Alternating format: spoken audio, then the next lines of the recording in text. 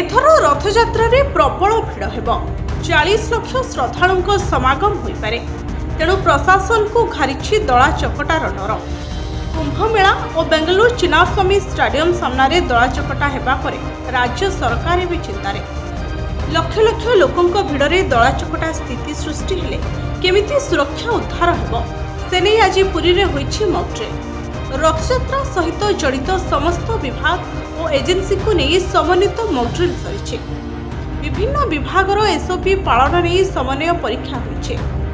Advance life support, basic life support, ambulance जरूरीकालीन स्थिति में केमिति उद्धार कराजिबो करि देखाइछथि। स्काउट और guide, saint John ambulance, red cross, आपदा मित्र और सिविल डिफेन्स मध्य रेस्क्यू ऑपरेशन सहयोगी भाव में करिछन्ति समस्त अभ्यास।